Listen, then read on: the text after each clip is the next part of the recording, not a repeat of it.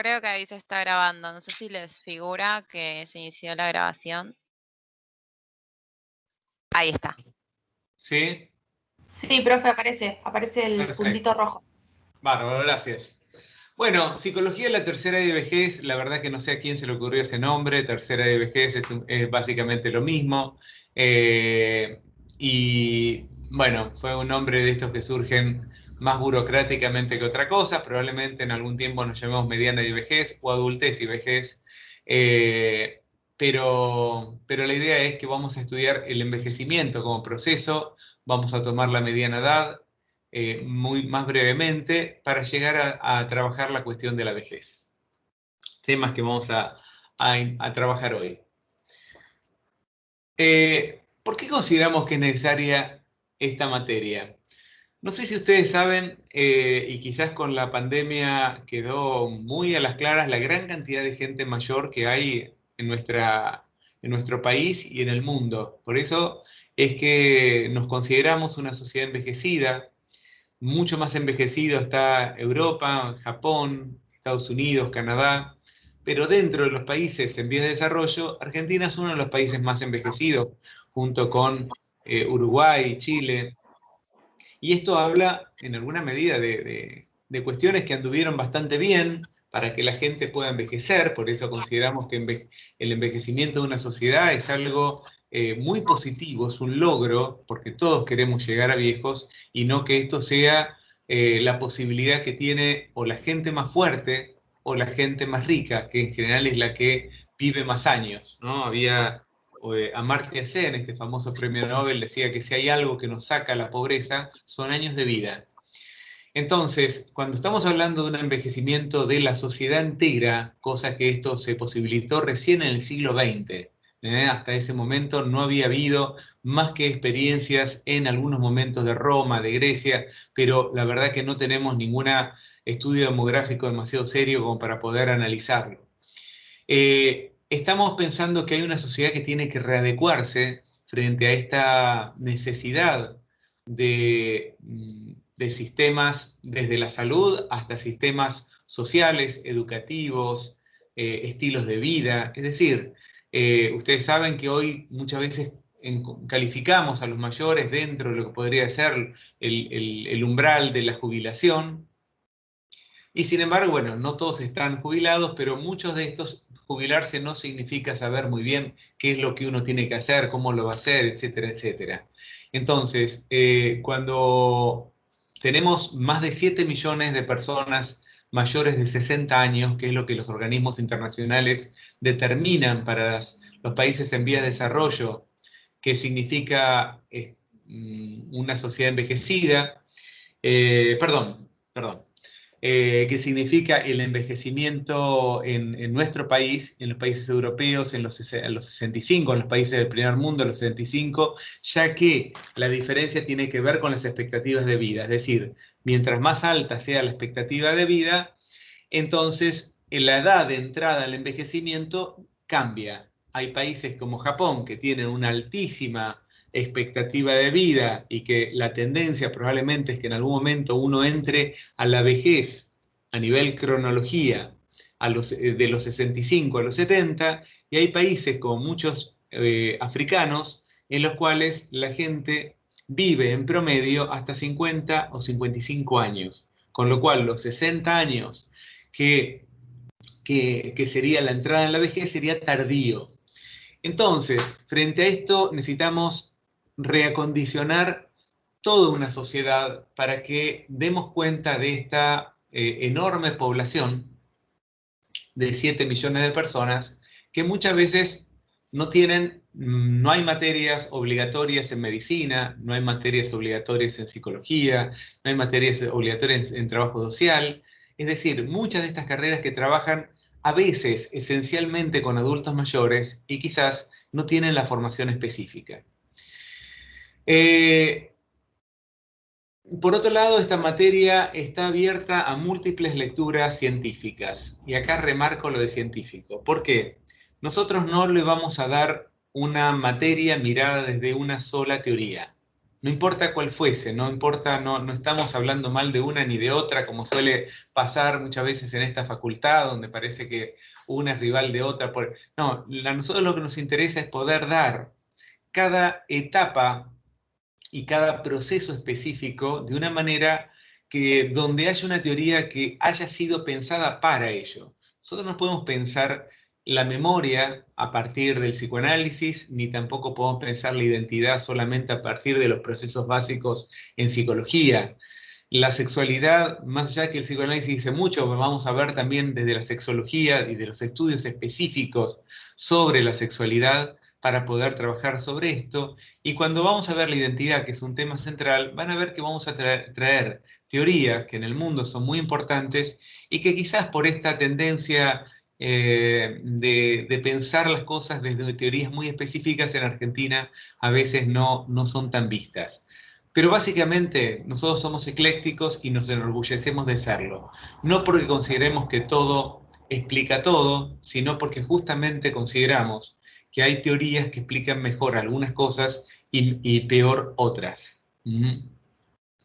Y al mismo tiempo, cuando uno tiene un campo teórico que intenta explicar las distintas prácticas de maneras diversas, lo que se van a encontrar ustedes es que no van a tener un solo mecanismo para poder pensar cómo ingreso al mundo laboral. Nosotros queremos que el mundo laboral para ustedes se les simplifique, es decir, que ustedes tengan ideas de que cuando uno entra a hacer psicoterapia con la vejez, quizás tenga que pensar algunas cuestiones, pero cuando entramos a trabajar en una comunidad con adultos mayores, llamémosle un centro de día o una institución, o cuando trabajen en un ministerio con políticas sociales, ustedes sepan de qué se trata. Es decir, no podemos mandar a los psicólogos recibidos a veces con criterios que son demasiado específicos para una línea. Creo que en alguna medida nosotros cometemos el pecado que tanto criticamos, que es el modelo médico hegemónico. Bueno, nosotros en alguna medida heredamos ese modelo y lo retradujimos en algo que tiene que ver el modelo clínico. Y muchas veces cuando tenemos que salir de estos modelos clínicos, tenemos que ir hacia lugares optativos. ¿Por qué? Porque pareciera que nos falta esta formación en estas temáticas. Y obviamente mucho más en lo que son nuestra práctica profesional, donde ustedes van a poder ver miradas muy específicas de lo que es una residencia para adultos mayores, centro de día, pero también espacios educativos que hoy tienen una gran dimensión en nuestro país y en el mundo, y para lo cual los psicólogos tenemos muchísimas aptitudes en la medida en que nosotros podamos tener una formación adecuada. Y también lo que van a ver es mucha investigación. Nuestra cátedra investiga todo el tiempo. ¿Por qué? Porque consideramos que el conocimiento no nos viene revelado por algún Dixit, es decir, por alguien que dice y que parece que desde ahí tenemos que analizar o estudiar lo que el otro dice, sino que además de eso, que es obviamente siempre hay aportes que son importantes para poder pensar o para poder tener ángulos de análisis específicos, quizás lo más importante de todo esto tiene que ver con poder generar conocimiento de lo que le pasa a los viejos en Argentina, lo que le pasa a ciertas poblaciones. Concretamente en este momento estamos estudiando temas tan vastos como por qué los viejos son más víctimas de fraude. Entonces analizamos desde cuestiones cognitivas hasta cuestiones podríamos decir, estilos de personalidad que pueden incidir en que puedan ser más fácilmente o no engañados a través del fraude.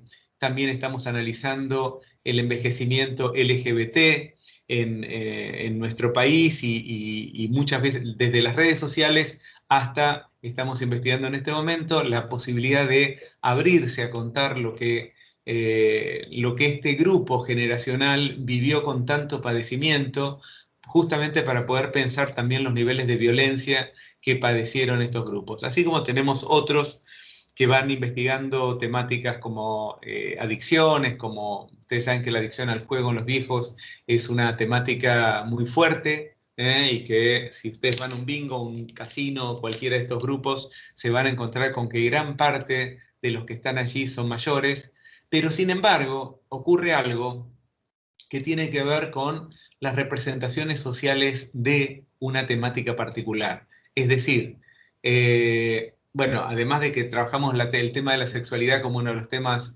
centrales, acabamos de investigar y de publicar algunas notas sobre esto, y el año pasado nos dedicamos fuertemente a investigar algo que ustedes nos van a tener que ayudar a seguir investigando, que es la pandemia y la relación de los viejos frente a la pandemia, frente a lo cual probablemente ustedes hayan leído algunos artículos de diario, porque fuimos de los que más publicamos, tanto en diarios como en revistas científicas, un dato que fue sorprendente, que los viejos fueron el grupo más resiliente, con mayores recursos para poder afrontar la pandemia, y esto no es un dato menor, y que en realidad uno podía haber dicho o imaginado un montón de cosas, pero la verdad es que nosotros tuvimos que probarlo, y para eso tuvimos muchísima investigación, gracias a todos los grupos de alumnos que nos ayudaron a tener muestras enormes de 1000 personas, de 800 personas. ¿Por qué? Porque esto lo que nos permitió es tener una posición y un conocimiento cierto que me parece que a la psicología muchas veces le falta hablar con datos más ciertos en relación a lo que le sucede a la población.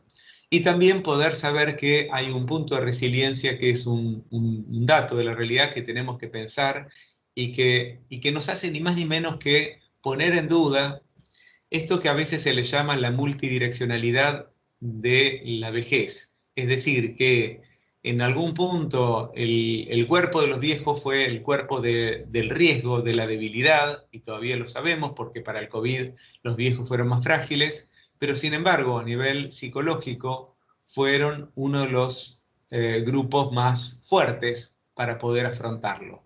Con lo cual, esto lo que ya nos hace pensar es lo compleja que es la realidad humana, es decir, las múltiples causalidades, las múltiples dimensiones y las múltiples direcciones que toman cada una de estas dimensiones. La dimensión física, la dimensión psicológica, y fíjense cómo toman distintas direcciones a lo largo de la vida. Es decir, que yo sea más frágil físicamente no significa que todo yo sea más frágil.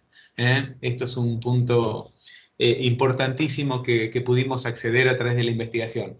Y un poco lo que le decía, ahora sí, retomando lo de las representaciones sociales, es que uno de los problemas cuando uno no hace investigación científica es que puede quedar atrapado en el sentido común. El sentido común nos podría haber dicho que los viejos eran más frágiles también psicológicamente, que a los viejos no hay que llevarle malas noticias porque se pueden morir, todas estas cosas, o que los viejos no tienen sexo, o que los viejos no juegan, porque mirá si los viejos, si en realidad yo me imagino a mi abuelo, y si mi abuelo no juega, entonces ya no me lo imagino. Es decir, las representaciones sociales de la vejez, en alguna medida lo que hacen es encubren una realidad, y lamentablemente, si no la investigamos, lo que puede pasar es que seamos parte de ese encubrimiento y terminemos no pudiendo acceder a necesidades específicas que puede tener un grupo humano en un momento histórico particular. Entonces, por todo esto consideramos que es importante esta materia y bueno, vamos a entrar en ella. En principio, nosotros vamos a entrar desde un ángulo que es la identidad. ¿Por qué vamos a trabajar con la identidad para pensar el envejecimiento y la vejez? Porque en alguna medida, como psicólogos, o como psicólogos que están formándose para ello, o como futuros psicólogos, en alguna medida la identidad lo que permite es aprender a ese sujeto en un contexto social, pero al mismo tiempo, es decir, donde tiene representaciones y donde tiene caracterizaciones dadas por un grupo mayor en el cual viven en un contexto que puede ser nuestro contexto actual argentino, pero al mismo tiempo sabemos que ese sujeto no es solamente esto. Entonces, la identidad sería en alguna medida una especie de plafón que combina ese contexto social, pero al mismo tiempo, como diría un psicólogo ruso llamado Bronfenbrenner, los múltiples contextos en los cuales el sujeto vive, se sitúa, piensa, trabaja, que a veces no es lo mismo el contexto argentino que el contexto de tu familia, o lo que le pasa muchas veces a los viejos cuando venían de estar en la familia, y como me decía una señora, yo cuando estaba en mi casa era la abuela y de repente vino a un centro de jubilados y me convertí en yo, que significa que esta mujer volvió a situarse desde un contexto distinto, en un lugar que le brindaba representaciones de sí novedosas y que en alguna medida coincidían con las que ella pensaba que había sido su vida. Con lo cual, la identidad permite el cotejo de esa variabilidad de escenarios en los cuales nos situamos, y en alguna medida, ya voy adelantando algo que vamos a hablar próximamente, de personajes, de figuraciones que vamos teniendo a lo largo de nuestra vida. Entonces, también está el contexto social, pero también la identidad se resuelve en un marco temporal. Cuando nos preguntamos, bueno, ¿somos los mismos? Podemos decir, bueno, mi nombre y apellido no cambió por el momento, no tuve necesidad de transformarlo, probablemente mis documentos sean los mismos, pero ni mi cara es la misma, ni mis sentimientos muchas veces son los mismos, con lo cual pensar que la identidad es idéntica en el sentido más plano del término sería una especie de contrasentido. ¿Por qué? Porque en realidad tenemos algo de nosotros que continúa en el tiempo, en el medio de una multiplicidad de cambios físicos, psicológicos, sociales, etcétera, etcétera. Y a partir de esto es donde nosotros proponemos este homo narrans, como le dicen algunos, homo, un hombre, un ser humano que se narra a sí mismo a partir justamente de todas estas diferencias y ante la cual tiene que ir construyendo algo que organice este conjunto de diferencias que es en alguna medida la identidad. Es decir, el ser humano necesita algo similar a lo que nosotros podemos llamar identidad, sabiendo que la identidad siempre es un espacio no tan idéntico, sino justamente un espacio en el cual nos confrontamos con contextos que nos muestran realidades distintas, de momentos en los cuales nos muestran realidades distintas de nosotros mismos, pero a partir de eso creamos una especie de relato que nos ubica, que nos ordena, que nos permite pensar hacia dónde vamos a futuro, que necesita pensar, resignificar históricamente todo el tiempo nuestra historia, justamente para poder ubicar eso que creemos ser, porque si no creyésemos ser, si no nos creyésemos ser de alguna manera, probablemente nuestra vida se disolvería en una duda eterna. Si yo creo que podría ser médico, abogado, psicólogo y todas las cosas al mismo tiempo, probablemente no podría salir de mi duda. Ustedes, estando hoy con nosotros acá, en alguna medida muestra que su identidad resolvió, a veces con más seguridad, a veces con menos seguridad, algo, un relato que los ubica hoy, este sábado, estando acá con nosotros, escuchándonos y diciendo, yo quiero algo de todo esto. Entonces, ahora sí vamos a pensar el envejecimiento. ¿Qué significa el envejecimiento? En principio, algo que tienen que tener en cuenta es que es un proceso. Cuando hablamos de envejecimiento podemos pensar en un proceso que puede ser tan largo como la vida misma, o, porque algunos dicen, empezamos a envejecer el día en que nacemos. ¿Por qué? Porque en realidad empezamos a tomar las formas de alguien más viejo que nosotros. De hecho, un chico de 8 años es más viejo que un chico de 5 años. De hecho, el inglés a veces nos sorprende cuando dicen, supongamos, he's older than you. ¿Qué significa? Que él es más viejo que vos. Nosotros no decimos más grande, ¿no? Sacamos el término viejo, pero la verdad es que uno empieza a envejecer en este sentido. ¿Por qué? Porque empezás a tomar las formas de la vejez. En este sentido, podemos decir como Aragó que envejecimiento es una acción o un efecto en que algo toma las formas de algo más viejo que, no importa qué. No importa los significados que le demos a la vejez, en algún punto puede ser sabiduría, en el otro puede ser deterioro, en el otro puede ser que ya es más grande, más maduro. Hay 1000 metáforas que en alguna medida ubican estos términos.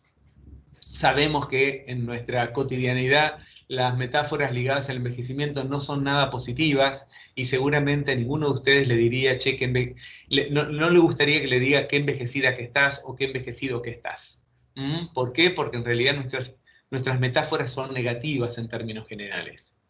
Pero volviendo ahora sí a la definición de envejecimiento, de este proceso, algunos consideran que en realidad uno empieza a envejecer cuando los procesos progresivos de crecimiento, desarrollo se detienen. Por eso dicen que a nivel intelectual habría una progresión hasta los 20 y pico de años y depende para qué capacidades, por ejemplo, para la matemática, la poesía, los momentos del mayor crecimiento y desarrollo son hasta los 21 o 22 años y en otras áreas hasta edades más tardías. ¿Por qué? Porque después parecería que hay una especie de límite o freno. No es lo que nosotros pensamos en términos generales, pero quiero contarles las distintas líneas que hay en relación a esto. Entonces, es un proceso. Es progresivo, ¿por qué? Porque en realidad lo que vemos es que todo ser vivo entra en un proceso de envejecimiento y este proceso no se va a detener a lo largo de la vida. Por más productos anti-age que se quieran vender, no hay ningún producto que verdaderamente frene este proceso de envejecimiento. Es intrínseco, ¿por qué? Porque tiene una base genética y es universal porque le sucede a todo ser vivo. Sin embargo, cuando nosotros estamos diciendo todo ser vivo lo maneja igual, no. Es decir, ni genotípicamente ni fenotípicamente se dan las mismas formas. Hay especies que viven más tiempo, hay especies que viven menos tiempo, hay especies que muy tempranamente muestran características de envejecimiento y hay especies que muy tardíamente las muestran o no las muestran. Suelo contar que el cocodrilo es una de las especies que, llegada a la adultez, no tiene cambios hasta el final de sus días. Es un animal que vive 70, 80 años, con lo cual suelo decir que es como el ideal del anti-age, es decir, que no tenés características físicas notorias que aparezcan ligadas a que pareces más viejo. Obviamente está la genética del individuo que regula gran parte de estas cuestiones, pero hay algo que tiene que ver con el medio ambiente, la cultura, los contextos, que tienen una increíble incidencia en el envejecimiento. ¿Por qué? Ustedes saben que el siglo XX fue el siglo en el cual la gente dobló casi en términos promedios lo que se vivía. ¿Por qué? Porque aparecieron vacunas, porque apareció el desarrollo de la ciencia médica o de la higiene, que tuvieron la capacidad de aumentar la vida de la gente de una manera notoria y que incluso los procesos de envejecimiento se modifiquen, es decir, no se detengan, se modifiquen. Por ejemplo, sabemos que hoy la generación de personas mayores tiene menos discapacidades que la generación anterior de personas mayores. ¿Por qué? Como consecuencia justamente de todo esto que la salud pública trae al conjunto de la población. Digo salud pública porque puede haber algún tipo de salud que le corresponden a grupos muy pequeños, pero esto en términos generales no genera este cambio social que estamos hablando, ni mucho menos una sociedad envejecida. Entonces, en medio de esta cuestión, nosotros necesitamos como poner el foco en las cuestiones que hacen a que un sujeto, no es nuestra área que sea genéticamente longevo, y vemos familias de longevos y que esto tiene una carga genética muy fuerte, sino que uno de los puntos que nosotros estamos atendiendo y que la psicología también está atendiendo muy fuertemente, ¿qué es lo que hace que las personas envejezcan mejor y que incluso vivan más años? Por ejemplo, uno de los grandes hallazgos que tiene la psicología de estas últimas décadas es que el tener más relaciones sociales de apoyo genera que uno viva un 30% más que una persona que tiene menos relaciones sociales de apoyo. Es concretamente el factor psicológico que más incidencia tiene y que tiene mucha más incidencia que muchos de los factores biológicos. Esto es importantísimo tenerlo en cuenta, porque esto ya es un dato. Es un dato empírico, de investigación, y que es más importante que dejar de fumar, es más importante que incluso que el colesterol o que cuidarse de una serie de cuestiones. Lo cual no quiere decir que uno va en contra de la otra, sino que en alguna medida el hallazgo que impactó es que es un elemento que no tiene que ver estrictamente con la medicina o con la biología, pero que sin embargo incide notoriamente en que una persona viva más años. Pero también podemos pensar que el envejecimiento lo podemos definir desde una cronología.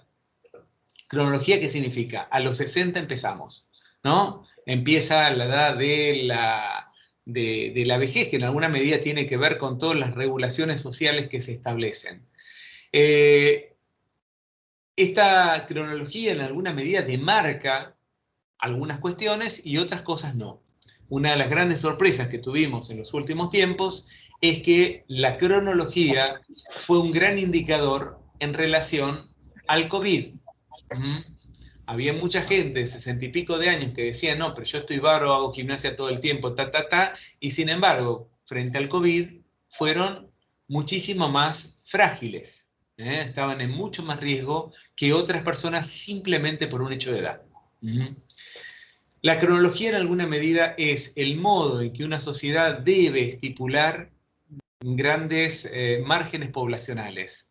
Alguna gente nos dice, bueno, pero 60 años es muy joven.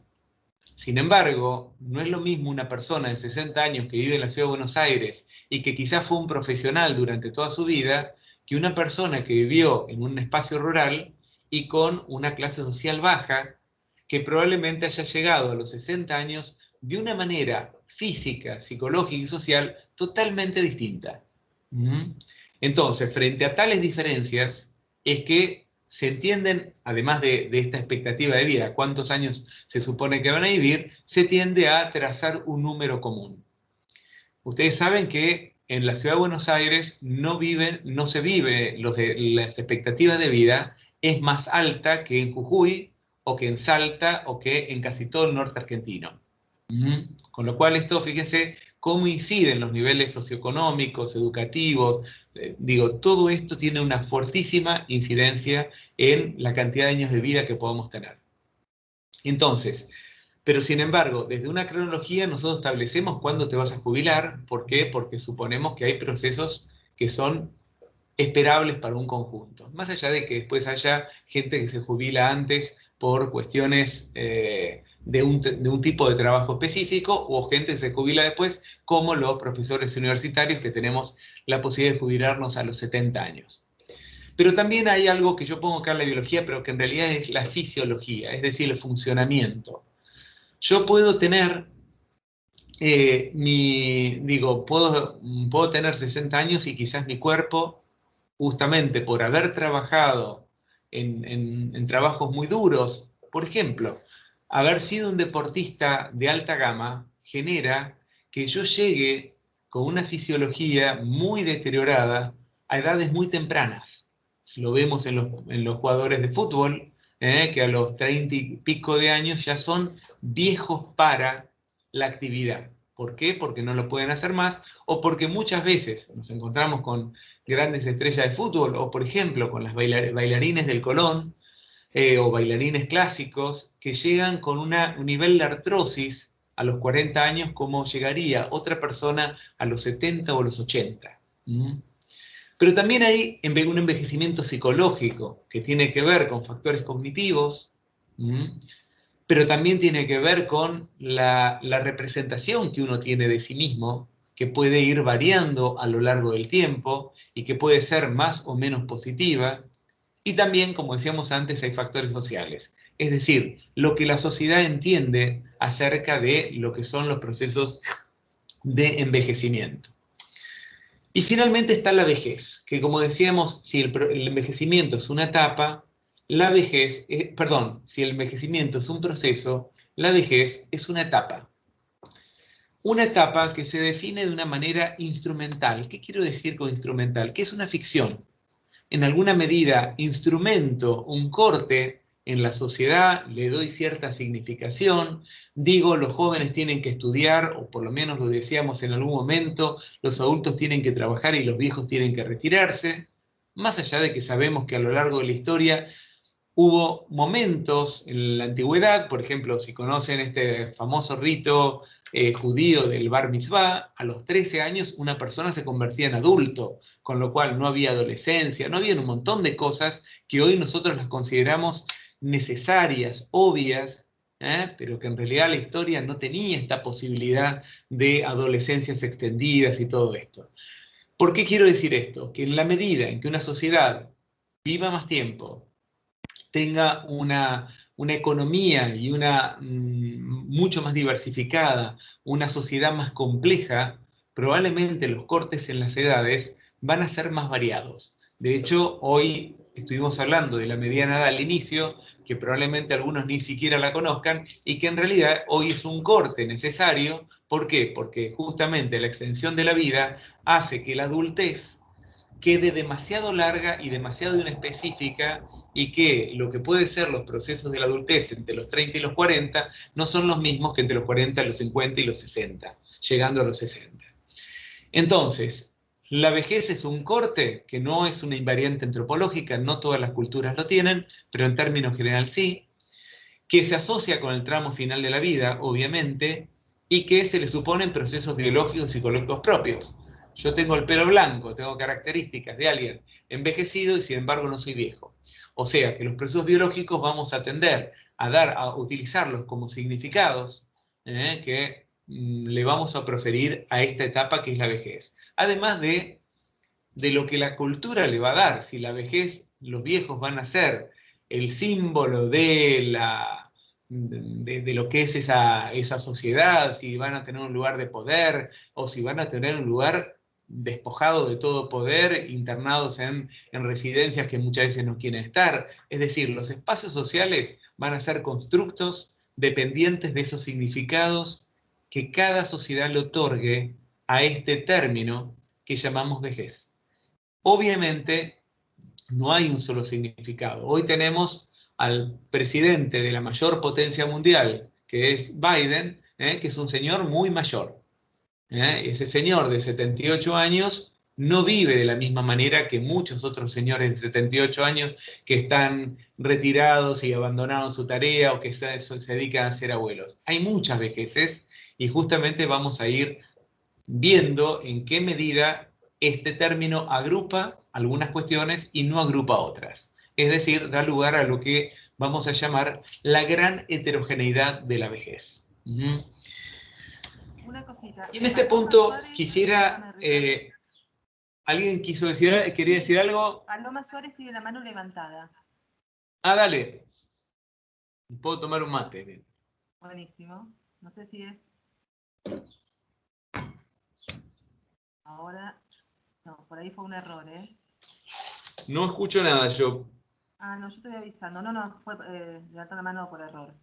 Yo te voy avisando. Bueno, bárbaro. Entonces, hay una política de las edades. Este es un constructo mío en base un poco a Foucault.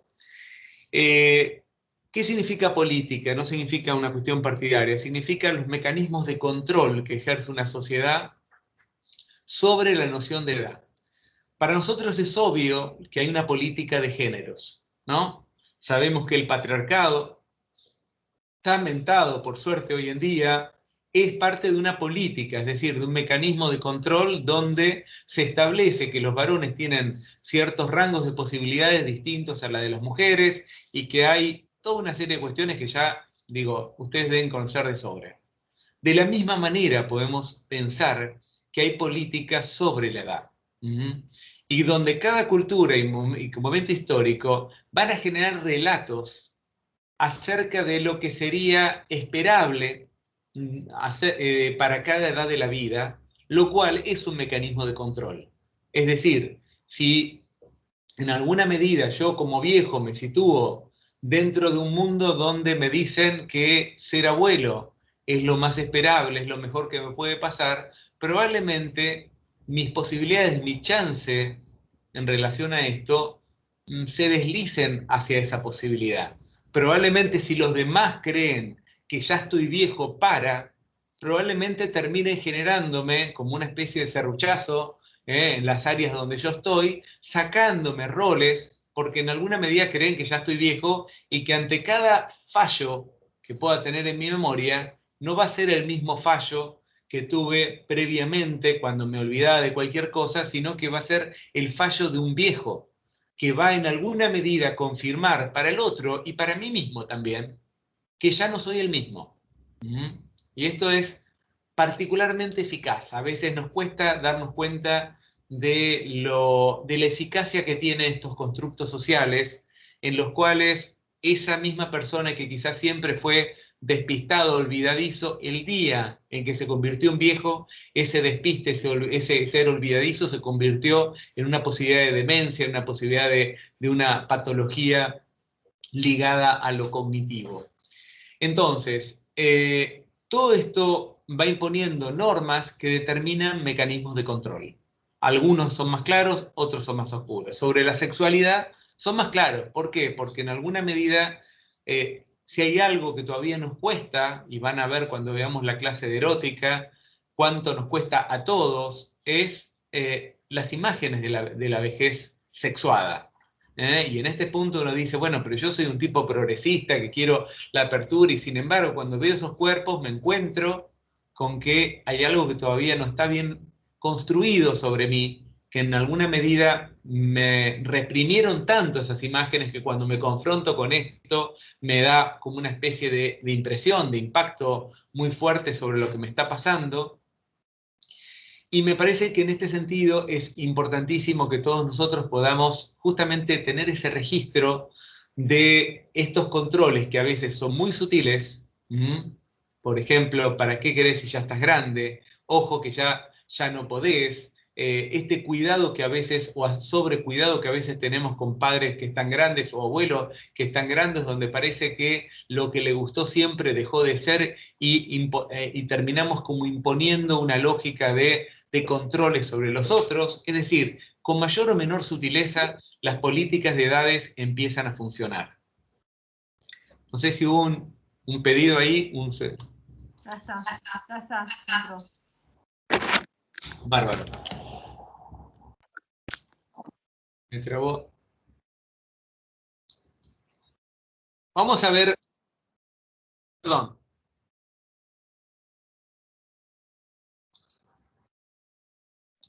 Profes, perdón, a nosotros también nos aparece para aceptar a nuestros compañeros. Si quieren, los vamos aceptando, si no, no tienen que ir ustedes.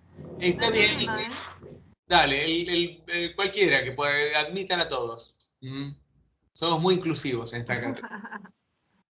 Bueno, vamos a ver dos ejemplos de videos, de publicidades, donde nos permiten pensar dos políticas de edades distintas.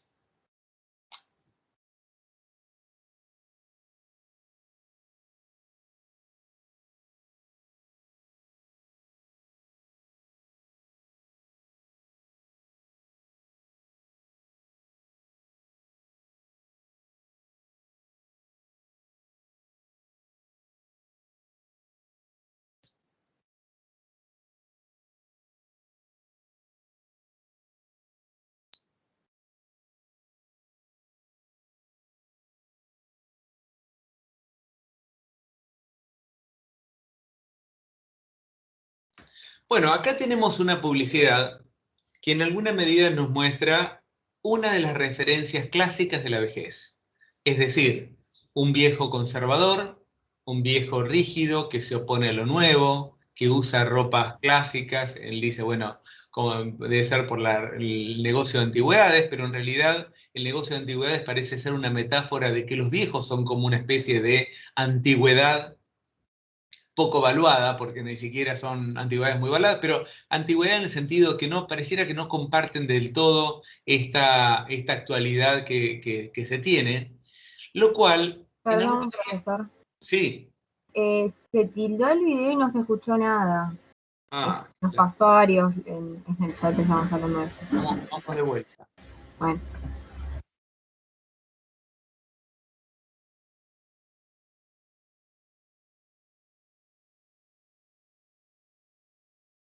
No, profe, no se escucha. No sé si... si será algo del programa o algo. ¿A nadie lo escucha? No, no se escucha. No, no se Bueno. escucha. No, profe, no se escucha. Le cuento muy brevemente para no perder esta... No entiendo por qué acá no se escucha, ayer lo pasé, se escuchó. ¿Habrá una función de compartir con sonido, como en Zoom? Pero no sé cómo es. Tal vez no sale en automático y hay que...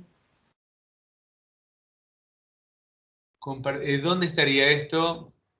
Cuando pones compartir te pone una opción. Y si no se... Sí, porque el otro día era... En Zoom a veces aparece, o está por default en algunos casos, en este programa. Perdón, compañera me dijo que para que se pueda escuchar el sonido hay que descargarlo. Pero ayer lo pasamos por Zoom y no hizo falta. Sí. Bueno. Bueno, es buena la idea esta que plantean de buscarlo en YouTube como...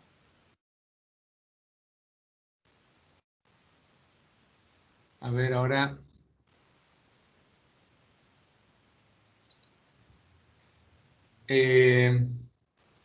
ahora tenemos el problema de... ¿Dónde está ¿A dónde desapareció el Power? En realidad, concretamente, lo que nos trae esta publicidad es un viejo que se opone a lo nuevo de una manera sistemática, diciendo que Internet pudre la cabeza. Acá lo tenemos, yo les voy a contar algo para no perder toda la riqueza de esto.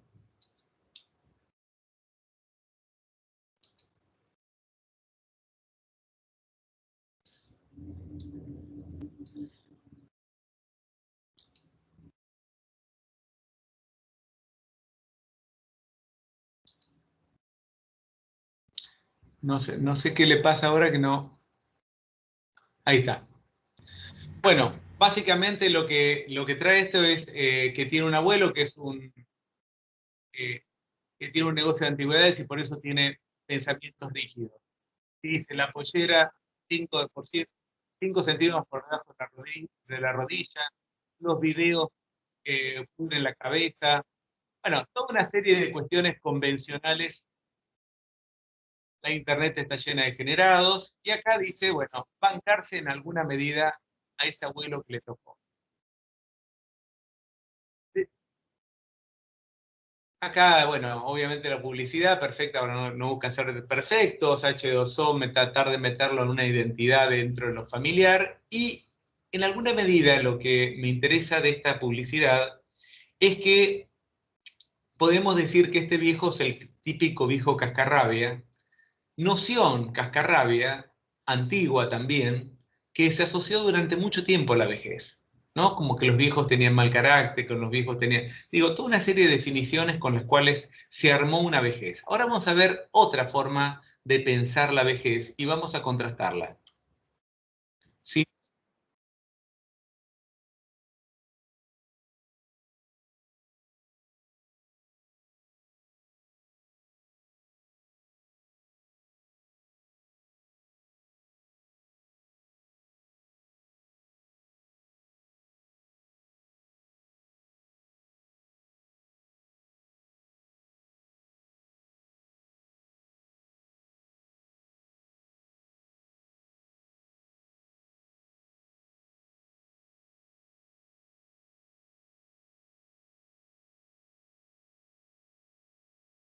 ¿Se escuchó acá o no? No, profe. Si Bueno. no, si quiere y puede, por el chat se puede pasar el documento, el PowerPoint, y ahí lo podemos ir mirando individualmente, o si no, en el foro o algo de eso. Después se lo pasamos, porque la idea es, en realidad acá no tiene, básicamente es la letra, que es una canción, en la cual es la famosa canción que deben conocer, el ser libre como un pájaro libre, buscando el hueso.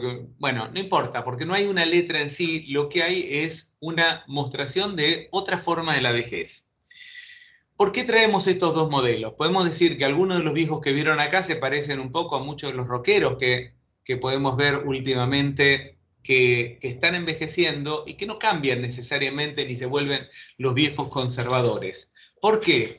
Porque lo que en alguna medida lo que nos permite imaginar estos videos es las distintas formas de envejecimiento que se pueden ir construyendo socialmente. Es decir, la de un viejo que queda fuera de todo y que se convierte en un lugar de conservador, rígido, etcétera, etcétera, o un viejo que en alguna medida sigue trayendo como una novedad y está más incluido, y esto no es una característica íncita de la vejez, sino que esto es parte de construcciones sociales acerca de lo que significa ser mayor en un momento histórico determinado. Y fíjense que cuando ustedes la ven a Marta Minujín, cuando la ven a Moria Kazan, cuando lo ven a los Stones, en realidad no se parecen a los viejos que se reflejaba en la primera publicidad. ¿Por qué? Porque en alguna medida son parte de una nueva cultura que generó un nuevo envejecimiento.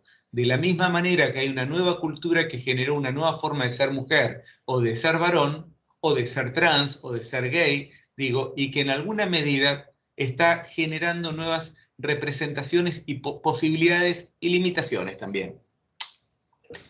Entonces, en este punto, también hay algo que tiene que ver con el lenguaje como un campo de confrontación política. Acuérdense, política como campo de confrontación entre mecanismos de control. Entonces podemos decir que hay elementos del lenguaje que en alguna medida se insertan en un campo de conocimiento y también en lo que nosotros llamamos un marco cognitivo. ¿Qué significa esto? Imagínense por un segundo, cierren 2 minutos los ojos, imagínense que toca la puerta de la casa de ustedes un ancianito que les pregunta ¿dónde queda la calle X? Imagínense a ese ancianito, cómo es, cómo le hablarían, cómo habla él, y qué harían con esa persona. Inmediatamente después aparece un adulto mayor que le hace la misma pregunta a ustedes. Imagínenselo a ese adulto mayor, cómo está vestido, cómo le habla y cómo le hablarían ustedes. Seguramente, si alguien tiene ganas de decirlo, estaría bueno que lo diga, pero seguramente el ancianito lo vieron más antiguo, probablemente el aspecto tenía más que ver con el primer video, seguramente hablaba más despacio, seguramente ustedes le hablaban más despacio, y probablemente la actitud que ustedes tuvieron con uno no fue exactamente igual que la actitud que tuvieron con el otro. Es decir, seguramente fueron mucho más condescendientes con el ancianito que con el adulto mayor. ¿Por qué? Porque en alguna medida las palabras nos ubicaron en un campo de conocimiento donde ancianito, incluso con diminutivo y todo, nos llevó a pensar en toda una serie de espacios de limitación, de discapacidad, de hogares para ancianos, etcétera, etcétera. E incluso hay algo del marco cognitivo, que después lo vamos a estudiar con el viejismo implícito, donde tuvimos actitudes que no sabíamos que las íbamos a tener. ¿Por qué? Porque hubo algo en la escena que nos llevó a actuar sin saber por qué actuábamos de esa manera. Esto que yo les cuento, lo hemos hecho muchísimas veces, y en términos generales, la sensación de que incluso lo acompañarían al ancianito para que no se pierda, aparece como un registro donde en realidad no se sabe muy bien si el ancianito no entiende nada, si no sabe, o quizás el ancianito es Borges y no necesita ningún acompañamiento de ustedes, simplemente el aspecto y la referencia terminológica nos ubican en un campo de relaciones de poder, de jerarquías, de valores, etcétera, etcétera. Por eso cuando hablamos de los términos, no son menores. Fíjense que nosotros tenemos un problema terminológico con nuestra población. Nosotros estudiamos la vejez, pero parece que no le podemos decir a nadie que es viejo. ¿Por qué? Porque en alguna medida se ofende. Y probablemente cuando yo hablo de la vejez y los viejos, ustedes les resulte raro o les resulte incluso un poco incómodo mencionar la palabra viejo porque sabemos que socialmente está mal calificada. Sin embargo, la palabra viejo, si se la dicen a sus padres, no está vista de la misma manera. O sea, fíjense lo frágil, lo variable que son estas dimensiones. La palabra anciano, que viene en el español, sería la mejor palabra, porque tiene que ver con lo que estuvo antes, con el valor de lo antiguo. Sin embargo, fue utilizada en distintos marcos, como por ejemplo los hogares de ancianos, que nos llevan a pensar en alguien muy viejo. La tercera edad, de la cual heredamos nuestro título en la materia, fue una palabra que intentó romper con esta idea de la cercanía con la muerte y pensar la vejez como una etapa nueva, pero que en alguna medida, como no se rompieron verdaderamente las miradas negativas que hay en relación a esto, la tercera edad tuvo una época en la cual fluyó y generó centros de la tercera edad y centros de jubilados, etcétera, etcétera, pero finalmente quedó un poco abandonada. ¿Por qué? Porque no logró cambiar esta idea. En este momento se utiliza mucho adulto mayor o persona mayor. De hecho, hay una convención interamericana de derechos humanos de las personas mayores que ha adoptado esta idea, pero a nosotros nos gusta mucho poder hablar de viejos. ¿Por qué? Porque en alguna medida, si la palabra es vejez, debe haber viejo. Nosotros no nos podemos hacer cargo de esta especie de tabú compartido socialmente de no poder nombrar a la palabra, al sujeto que corporiza la vejez o que detenta la vejez. Lo que nosotros no aceptamos es la palabra abuelo. La palabra abuelo sirve cuando es mi abuelo o cuando alguien es abuelo de, y cuando nosotros tenemos que demarcar una relación de parentesco entre uno y otro. Pero cuando en realidad nosotros estamos hablando referencialmente a los viejos como abuelos, primero que puede ser inexacto, no todos los viejos son abuelos, así como que yo les diga a ustedes mamis, papis, o hermanos, sería absolutamente absurdo porque muchos de ustedes no lo son, pero al mismo tiempo porque denota una especie de pérdida de rasgos que individualizan al sujeto. Es decir, si yo le digo a alguien abuelo, en alguna medida estoy borrando lo que pudo haber sido ese sujeto. Imagínense ustedes que lo traemos de vuelta a Jorge Luis Borges y alguien le diría, abuelo, ¿cómo sería ese poema de los dones o ese poema X? Nadie le diría ni a Borges abuelo, ni a un Perón viejo abuelo, no solo porque no lo eran, concretamente no tuvieron hijos ni nietos, sino porque además la entidad que ellos revisten no da lugar a que uno le pueda decir abuelo. Así como no le dirían abuelo a su médico o pediatra aunque sea viejo, ni a su maestra de primaria aunque ya esté muy grande. Entonces, en este punto los términos, en alguna medida, lo que tenemos que ver es cómo nos ubican en un campo de conocimiento que a veces puede ser un campo que en alguna medida esté plagado de prejuicios hacia la vejez, o no, o que en alguna medida revista una nueva identidad, como puede ser adulto mayor o persona mayor, que en alguna medida lo que nos muestra es que entre un viejo y un adulto no hay tantas diferencias, sino básicamente que tienen más edad. Podemos utilizar distintas palabras, preferimos nosotros viejo o vieja. Y en este punto vamos a trabajar lo que llamamos las perspectivas. Es decir, cuando nosotros queremos entender el envejecimiento y la vejez, lo que tenemos que tener en cuenta es que hay distintas formas de acercarnos a esta gran heterogeneidad que tienen los viejos. ¿Por qué? Porque en alguna medida lo que nosotros, veníamos hablando de que la vejez, ¿qué es? Es un momento de la vida en el cual, a diferencia de un niño, que entre dos niños de 7 años tienen menos diferencias entre sí, dos personas de 70 años tienen trayectorias de vida altamente diferenciales, lo cual hace que biológicamente, psicológicamente, socialmente sean muy distintos entre sí.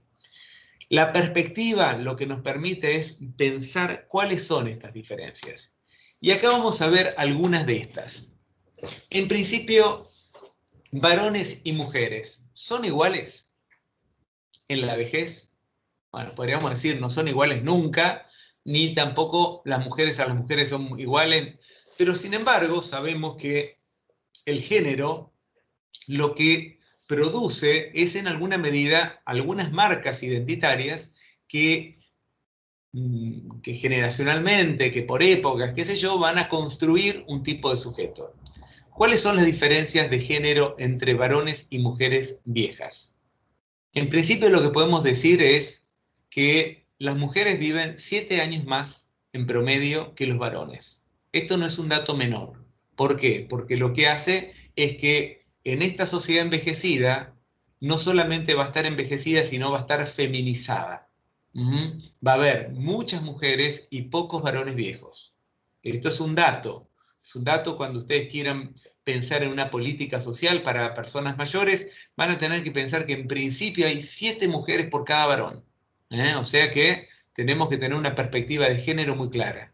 Pero por otro lado, este vivir más años lo que genera es que ni más ni menos vamos a tener muchas más viudas que viudos. ¿Ser viuda o viudo es un dato menor? No, no es un dato menor. Es un dato en el cual nosotros vamos a tener que pensar que hay alguien que va a perder un ser querido o no tanto, pero que le va a cambiar la vida. Que va a pasar después de 40, 50, 60 años a vivir solo, sola, y esto va a tener un margen de incidencia enorme para su vida. Y van a ver cuando veamos duelos, la incidencia que tiene incluso a nivel física, todo lo que se llama el estrés emocional, las incidencias físicas que esto tiene. Pero también lo que nos vamos a encontrar es que varones y mujeres, por la construcción de género y de género de gente que se crió en los años 50, donde las diferencias de género eran muy grandes, van a tener unas posibilidades distintas. Por ejemplo, uno de los grandes temas que trabajamos y que van a ver en relación a cuando veamos masculinidad y vejez, es que a los varones les cuesta mucho ir al médico. ¿Por qué les cuesta? ¿Por qué llegan tarde al médico? ¿Por qué les cuesta hacer tratamientos, especialmente a los varones más viejos? Porque en alguna medida fueron educados en una cultura donde ser varón implicaba ser fuerte, tener recursos. Entonces, la misma enfermedad va a ser leída por una mujer y por un varón en términos distintos. La mujer aprendió a manejarse con la fragilidad de una manera totalmente distinta que el varón. Entonces, estas cuestiones tenemos que tenerlas muy en cuenta cuando también tenemos que hacer una política de salud o cuando en una terapia tenemos que encontrarnos con estas diferencias. Por ejemplo, el tema de la sexualidad en varones y mujeres tiene consecuencias totalmente distintas. En un varón, tener dificultades sexuales puede generar síntomas depresivos, en una mujer no necesariamente. Entonces, todo esto es lo que nos ubica una dimensión, que es la dimensión de género, y que vamos a tener que darla siempre en cuenta como una perspectiva importante a nivel de la vejez. Pero hay otra, que es la del nivel educativo. La verdad es que con las últimas investigaciones que hicimos, repensamos muchas de las cuestiones que teníamos en relación a lo que significaba el nivel educativo. En principio teníamos datos de investigación de Estados Unidos que lo que nos muestran es que la gente que tiene mayor nivel educativo tiene menos problemas de memoria en la vejez. ¿Por qué? Porque se conforma lo que se llama la reserva cognitiva. No sé si conocen este concepto. La reserva cognitiva son estos mecanismos que descubre Stern en el año 2002 y que permiten que una persona, aún afectada por un deterioro cognitivo, por ejemplo tipo Alzheimer o por ciertos accidentes cerebrovasculares, pueda regular mentalmente los desórdenes que pueda haber a nivel cerebral para poder manejarse con cierto nivel de eficacia a nivel de la realidad. Entonces, lo que vamos a ver es que la gente que tiene más reserva cognitiva, por ejemplo, los que tuvieron mayor nivel educativo, van a poder suplir mejor las faltas a nivel del lenguaje, van a poder generar mecanismos de compensación que van a hacer que durante más tiempo mantengan recursos. Mientras que una persona con nivel educativo bajo, probablemente muy tempranamente frente a un deterioro cognitivo, un deterioro cerebral, probablemente muestren síntomas de deterioro cognitivo. ¿Queda claro esto? Pero no solo esto, lo que nos encontramos en todas las investigaciones que venimos haciendo desde marzo, desde abril, desde el año pasado, sobre la pandemia, lo que nos encontramos es lo siguiente. La gente con mayor nivel educativo fue la que más se divirtió durante la pandemia. Fue la que tuvo más vínculos durante la pandemia. ¿Por qué? La gente de menor nivel educativo se manejaba más con la familia, mientras que la gente con mayor nivel educativo se manejaba además con más amigos y con otras generaciones. La gente con mayor nivel educativo fue la que más accedió a los recursos tecnológicos que fueron tan importantes en esta pandemia. Es decir, el nivel educativo generó mayores recursos personales, incluso algo que no fue significativo en la muestra, es decir, que no tiene un nivel tan importante, pero sí lo pudimos ver, es que la gente con mayor nivel educativo tuvo menores niveles de tristeza, menores niveles de miedo y menores niveles de ansiedad. Fíjense qué importante que es todo esto. Y qué poco mencionado que muchas veces está en nuestra facultad por tener otras lecturas acerca de lo que es la psicología, sin tener en cuenta que el nivel educativo tiene una incidencia muy importante en todos nosotros.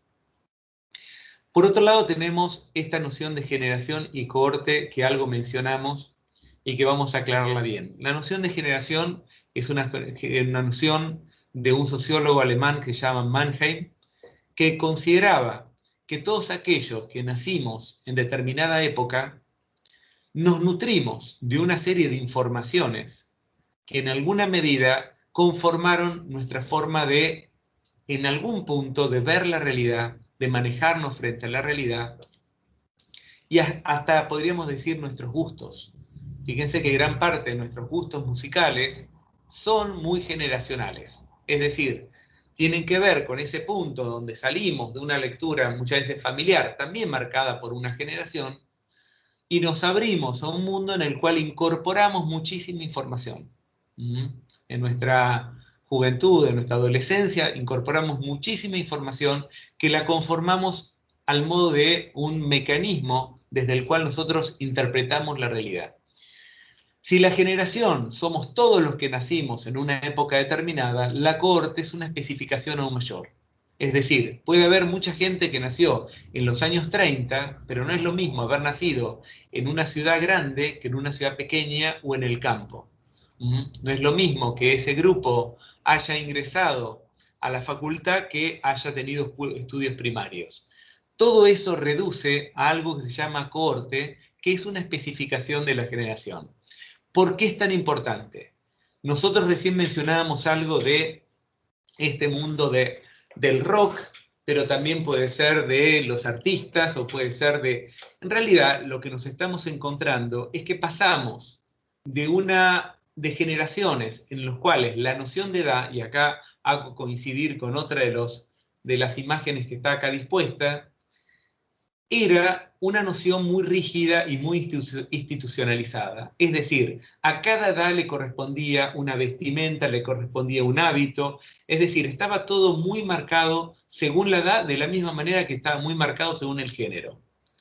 En los últimos tiempos, podemos decir con la posmodernidad o la modernidad tardía, como lo querramos llamar, lo que nos encontramos es que estas disposiciones de género o de edad se han vuelto mucho más borrosas. Por eso algunos lo llaman que vivimos en una sociedad uni-age, porque parece que todos vivimos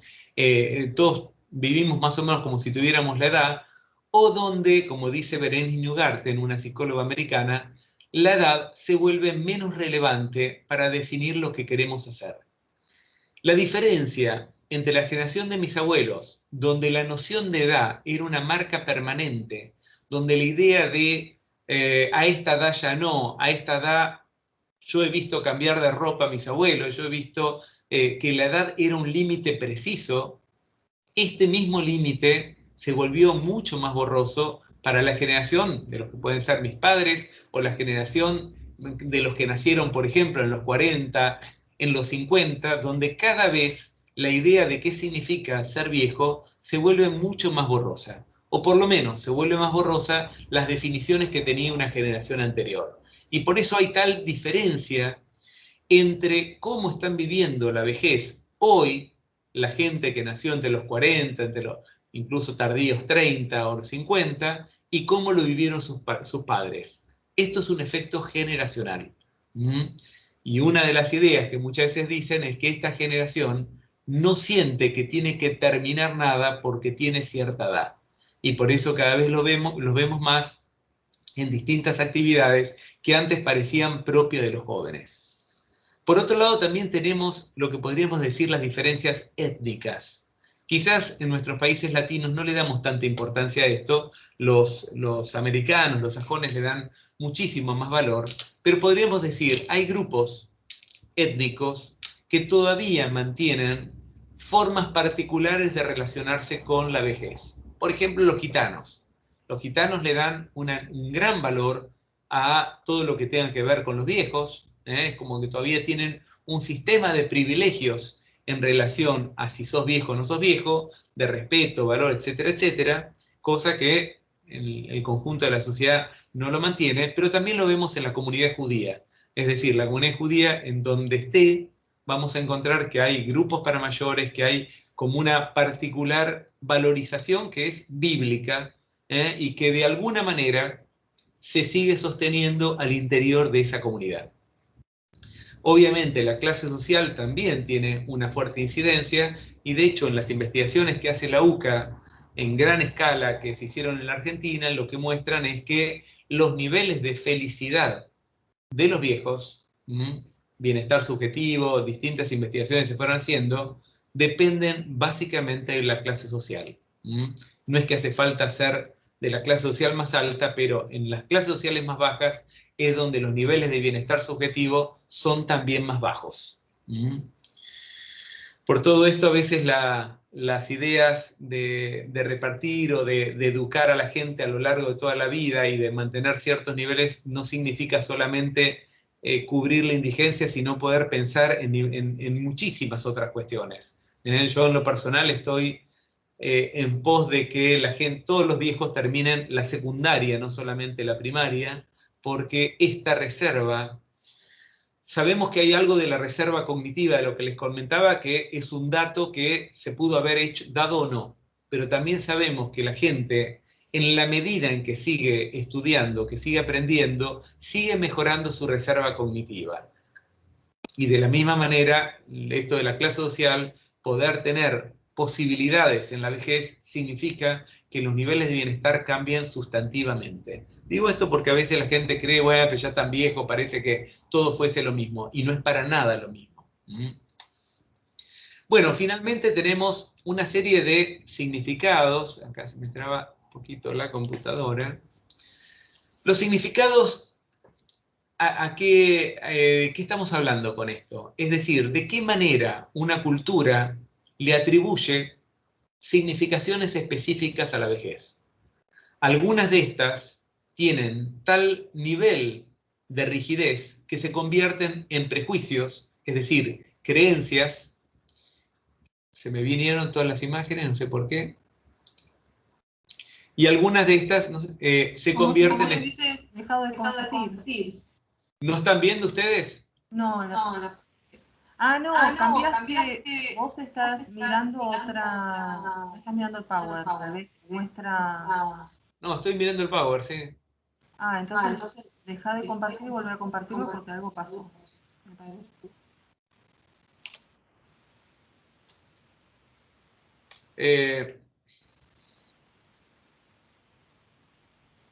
Como que vemos tu pantalla, las solapas de tu pantalla, por eso.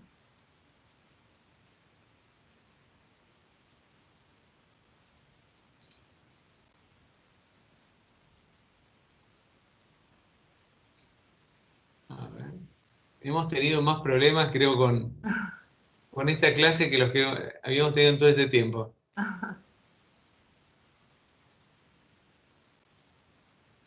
Acá Facundo Zetakovsky, estoy viendo una pregunta ya que no la había visto antes, dice, ¿más amplia la red social?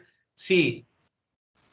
más amplia y más nutricia la red social. Es decir, cuando decíamos que una persona mayor vive más 30%, tiene más chances de vivir y que aumenta un 30% las posibilidades de vida, estamos hablando ni más ni menos de una red social que sea lo suficientemente rica, pero no porque tengas más amigos, sino porque tengas básicamente más gente que realmente te cubra en las necesidades de poder, tanto cognitivas, emocionales, de cuidados concretos a nivel de la vida cotidiana. A esto me estoy hablando, me imagino que la pregunta de Facundo era por este lado.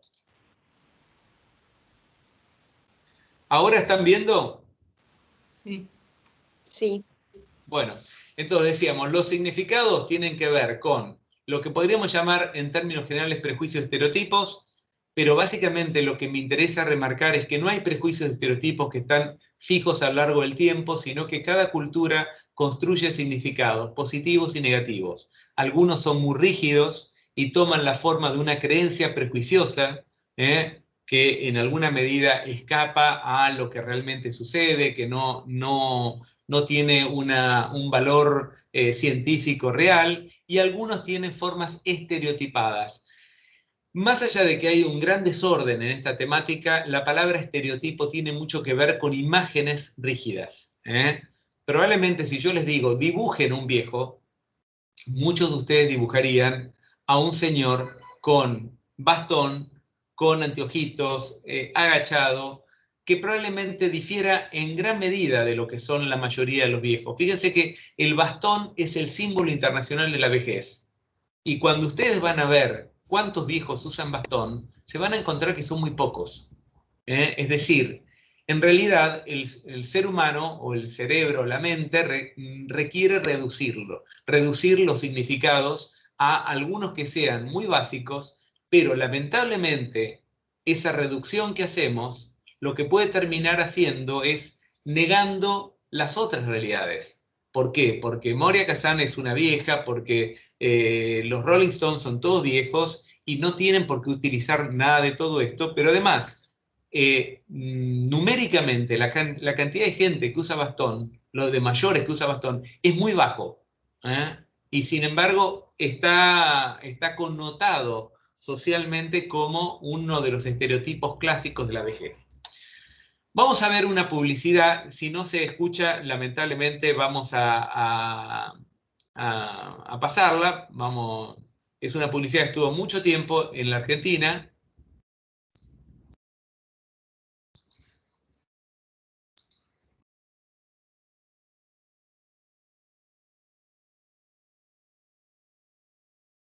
No, perdón. Ahí está, vamos.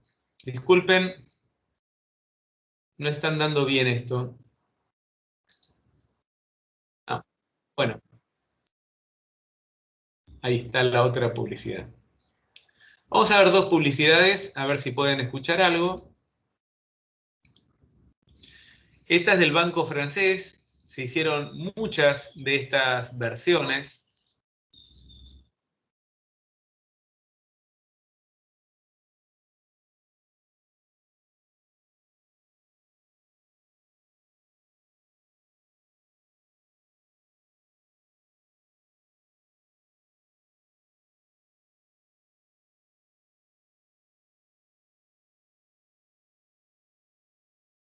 No se escucha, profe.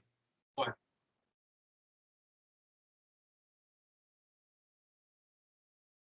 Esta publicidad que se dio infinitamente, probablemente algunos de ustedes se acuerden porque hubo muchísimas versiones, están estos dos viejos con el video, la maquinita para filmar, y en realidad la señora dice, yo no veo tu ojo, le dice el señor a la señora, y en realidad es que se la estaba poniendo al revés. Inmediatamente después van a estos, en realidad eran dos jóvenes, pero acá se ve uno, que obviamente es como él se imaginaba futuro en ese viejo. Entonces, ¿qué es lo que dice?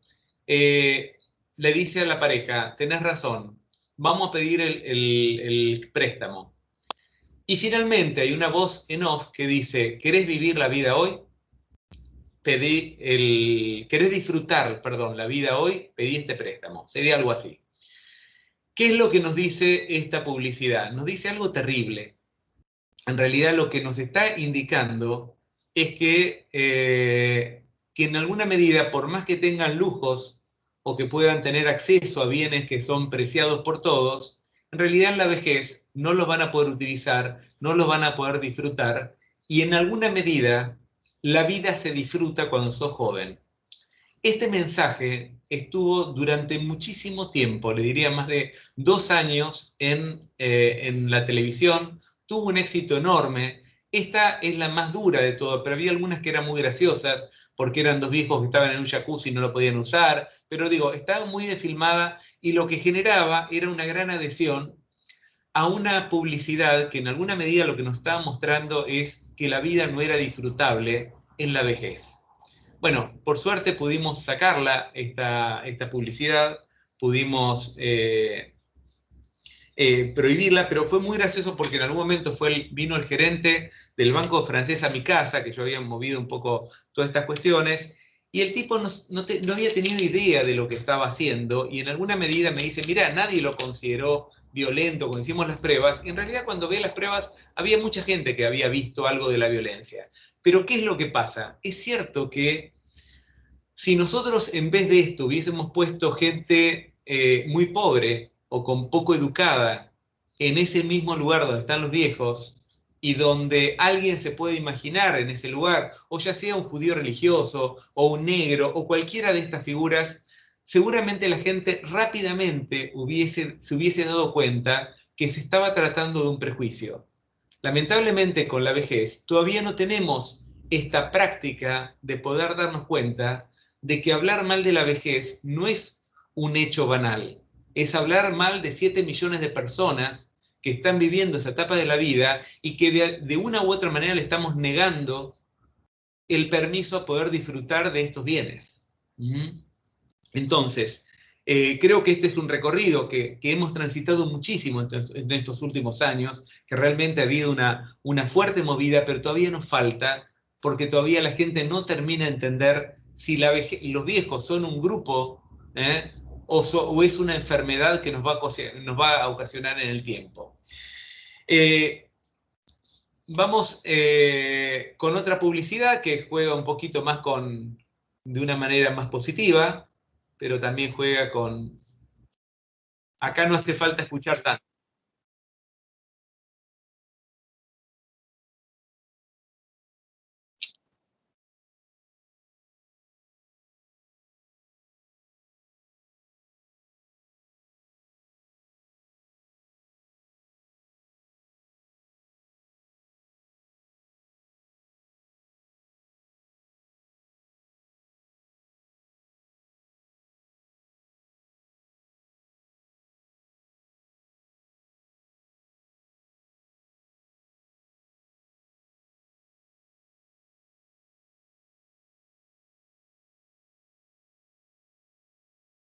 La frase es, en lo más alto de la montaña toman la misma agua que puedes tomar vos.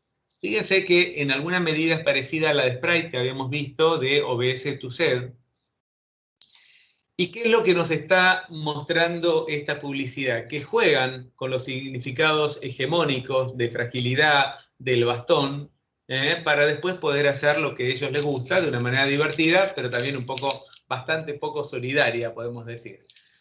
En realidad, cuando nosotros vemos esto que podemos llamar también prejuicio estereotipo, estamos hablando de significados hegemónicos de la vejez, donde la sexualidad, que es un tema que vamos a trabajar en profundidad, donde la enfermedad física y mental son temas que todavía están muy fuertemente establecidos dentro de nuestra cultura. Es decir, nuestra sociedad todavía no termina de resolver si la vejez es una etapa de la vida o es una enfermedad frente a la cual en algún momento la ciencia va a poder resolverla. Entendemos que hay patologías propias de la edad, que en alguna medida esperemos todos que no estén más. Digo, que no haya más demencias, que no haya más allá de que pueden aparecer más tempranamente, esperemos que en algún momento podamos ir sacándonos muchas de estas enfermedades. Pero la vejez va a seguir estando, porque la vejez es mucho más que una enfermedad. La vejez es una etapa que en algún momento va a estar más marcada por algunas enfermedades, como la niñez también está más marcada por algunas enfermedades, pero es una etapa en la cual uno puede, como decíamos antes, ser presidente de un país, donde uno puede enamorarse, donde uno puede... Digo, la noción de vejez nunca se puede reducir, por más enfermedades que haya, a una enfermedad, ni física ni mental. Sí sabemos que van a aumentar algunas de estas enfermedades degenerativas, es decir, no las agudas como en la niñez, sino las degenerativas como la artrosis o ciertas diabetes que pueden aparecer más habitualmente con la edad, la hipertensión, o ciertos cambios cognitivos que puede aparecer, pero nunca podemos pensar que la vejez como etapa está marcada o está reducida a una enfermedad. Por otro lado, sabemos que durante mucho tiempo se habló de los viejos cascarrabias, tristes, depresivos. Hoy sabemos que esto no es así. Es decir, pudimos salir de estos significados hegemónicos, pasar a la investigación, y les remarco esto, pasar a la investigación, poder salir de las presunciones teóricas que había en relación a esto, y cuando pasamos a la investigación, lo que hoy sabemos es que el nivel de tristeza o depresión es bajo en los viejos. Y más allá de que la depresión como psicopatología es la que más crece, ustedes saben que en términos generales las psicopatologías disminuyen con la vejez. Y hay una investigación, y con esto ya quiero terminar porque se nos va la hora, que muestra lo siguiente, una investigación hecha a nivel mundial. Se entrevistó a millones de personas, incluido nuestro país, 80 países, y lo que mostró es que hay dos etapas en la vida donde la gente dice tener los niveles más altos de felicidad.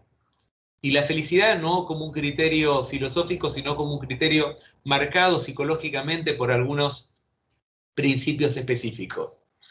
La primera edad de mayor felicidad no fue la niñez como mucha gente creía. En términos generales, la gente no marcó la niñez como una etapa muy feliz de la vida. Fueron los 20 años. Probablemente muchos de ustedes andan por ahí cerca.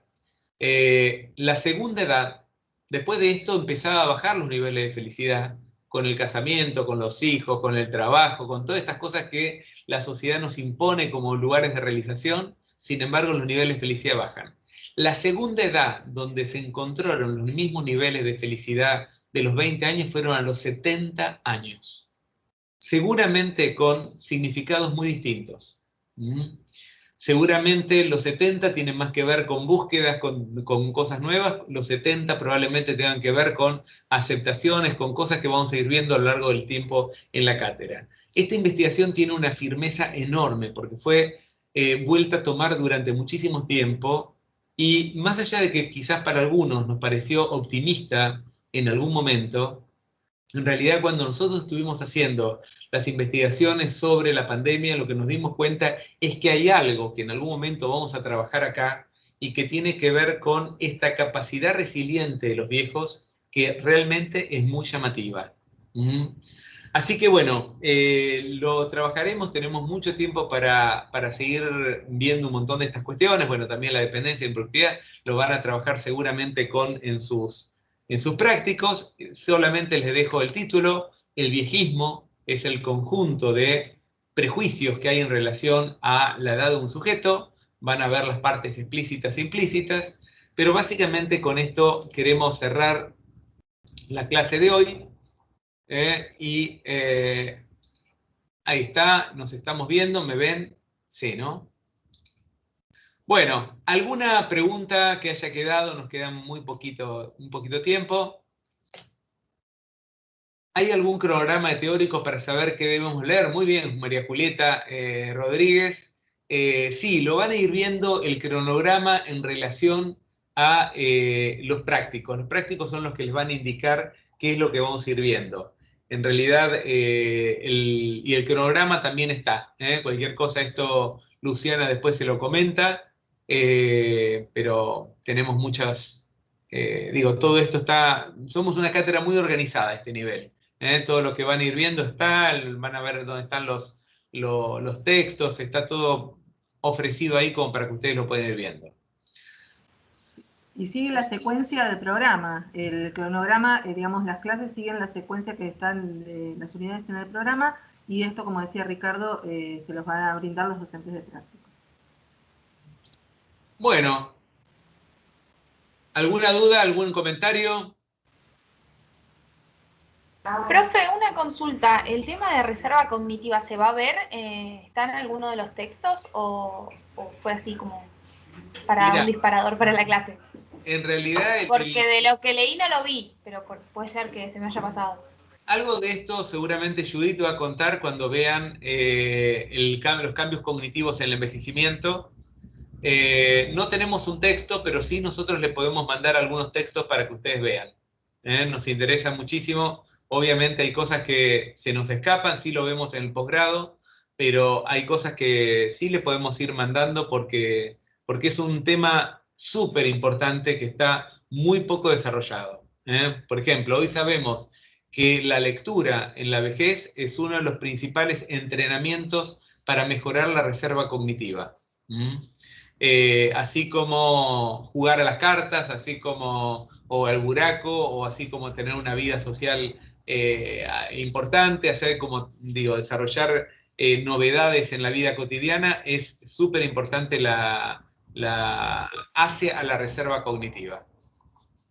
Así que en todo caso, mándennos y después les mandamos un texto sobre reserva cognitiva. Hay mucha internet. Gracias. Bueno, gente, nos vemos la semana que viene. La semana que viene se van a encontrar con Judy y así seguiremos, les vamos a seguir contando cómo seguimos. Nos vemos en unos días. Hasta luego. Muchas gracias. Chao. Chao. Buen fin de. Muchas gracias. Sí. Hasta luego, buen fin de. Gracias.